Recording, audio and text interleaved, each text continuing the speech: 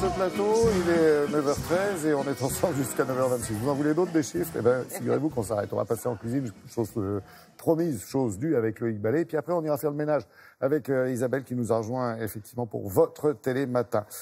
Alors, on parle de quoi? De quel gastronome aujourd'hui? Ah, alors là, on va parler d'un événement assez particulier qui commence aujourd'hui. Ah, c'est Goût de France. Bah oui, c'est Goût de France. Voilà, c'est cet événement assez magique qui existe depuis 5 ans et qui aujourd'hui finalement a fusionné avec la fête de la gastronomie. Donc ça devient non plus un seul événement sur une journée, mais ça dure 4 jours. Donc ça va du 21 au 24. J'aime bien regardez, ce qui est écrit là. Bah oui, voilà. le jeu de mots Goût de France, oui. Goût de France. Parce que l'idée en fait de goût et là c'est good. Voilà. Alors en France, ça s'appelle Goût de France en 3 mots et à l'étranger ça s'appelle Goût de France. Et l'idée en fait de Goût de France, ça a été créé il y a 5 ans par Alain Ducasse et Laurent Fabius qui était ministre des Affaires étrangères. Et l'idée c'était de se dire la gastronomie est un formidable levier, est un formidable ambassadeur pour notre économie, on le répète tout le temps, pour notre pays. Et justement, c'est quelque chose qu'on ne délocalisera jamais, notre cuisine. Et donc c'est l'idée de cet événement.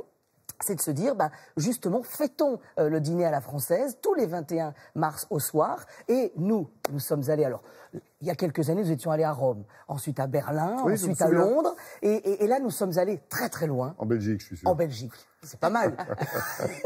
Et alors là-bas, j'ai rencontré un ambassadeur de Goût de France de l'événement. Il s'appelle Sang-Hoon Desgimbres. Il est belge. Et alors, il cuisine merveilleusement. Et il a toute une philosophie autour de sa cuisine. Et surtout, vous avez raison, il a 2 étoiles. Il vient d'avoir sa 2e étoile. Et justement, on l'a rencontré pour fêter un peu tout ça.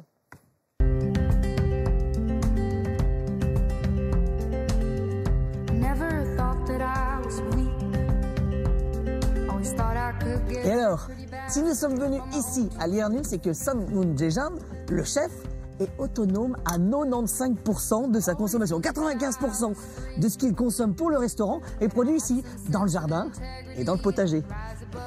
Et alors là, ben voilà. C'est une première pour nous, un début de sujet ici. Pourquoi? Ah, mais c'est ici que tout commence. Hein. Combien de jardiniers là, ici?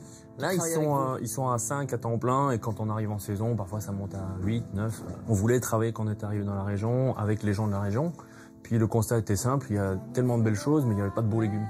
On a commencé à se dire, tiens, produisons nous-mêmes, on a un terroir qui fait pour ça. Je pense que ce qui fait la différence, c'est qu'avant, les gestes se passaient par tradition, par transmission. Ouais.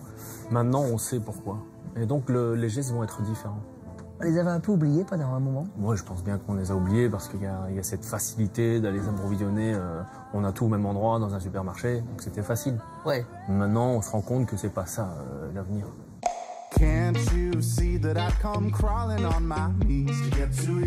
Le thème cette année de Goût de France, c'est cuisine durable. La cuisine, elle a sa responsabilité aussi pour l'avenir de la planète? Mais clairement, ça fait déjà un petit temps que les chefs, on leur donne un genre de pouvoir. Et donc, ça veut dire qu'on a énormément de responsabilités. Donc, penser qu'on va nourrir 10 000 personnes sur une année, ça veut dire qu'on... Ça, c'est 10 000 personnes, c'est le nombre de clients que vous avez en moyenne par an ici. Par an, donc ça veut dire qu'on va quand même puiser dans la richesse de la terre, quoi. Donc, on a une responsabilité. Mais on sème aussi des graines dans la tête des gens, c'est qu'ils ont, en tant que mangeurs, une responsabilité aussi. De savoir comment ils le font. On doit transmettre, les choses s'apprennent beaucoup plus facilement quand on le fait dans la joie.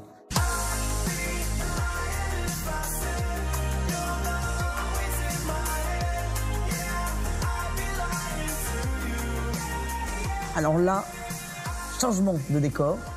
On est en plein cœur de Bruxelles, ambassade de France. Et là, ici, il va y avoir des grandes tables le jour de Goût de France. Il va y avoir un dîner à la française. Vous, Sam, comment ça va se passer? Dîner à la française aussi le soir de Goût de France? On aura un menu Goût de France. Donc là, on est sur un plat 100% végétal, on appelle le liernul. C'est un plat qui est là présent toute l'année, qui est toujours le même et qui est toujours différent. Parce que la saison avance, elle change, et les légumes changent, et donc ça peut changer toutes les semaines. La cuisine, en fait, elle est universelle? Mais elle est universelle, et puis je pense que chaque pays a sa caractéristique. Mais la France a quand même rayonné énormément en termes de gastronomie haut niveau. Si on voit des grands restaurants du côté de Bangkok ou aux États-Unis, on sent qu'ils ont une école française quelque part. On va prendre quelques petits couverts. Oui, bon côté. Parce que dans le Goût de France, il y a le goût.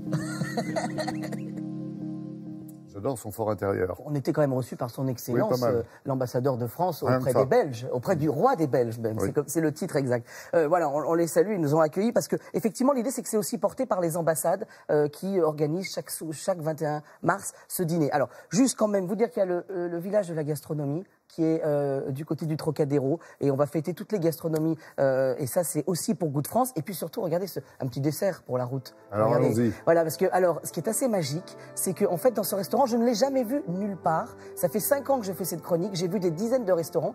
Là l'idée c'est qu'on va vous dresser le dessert donc on est toujours chez Sangoun Desjambes mais regardez on dresse le dessert à même la table. C'est-à-dire qu'il n'y a plus d'assiette, il n'y a plus rien. Incroyable. On amène avec des gants au départ une petite nappe en silicone qu'on met au moment du dessert et la pâtissière Paysage, vient en c'est une salle beauté. et dresse. Alors ce dessert s'appelle, il appelle ça l'arbre de saison et l'idée c'est que à chaque saison l'arbre change. Alors là on est encore sur la châtaigne, puis petit à petit les fruits vont arriver C'est sur juste ce dessert. magnifique. Vous avez le nom On de la peut le pâtissière, manger ou non? pas Ah bah alors, non, je n'ai Non. pas le nom de la pâtissière, mais en tout cas En tout cas, bravo. c'est extrêmement novateur et j'ai trouvé ça incroyable de voir le travail justement des cuisiniers. Merci. On peut le Voilà. manger? Ah bah oui, bien Oui, sûr on le mais mange. est-ce qu'on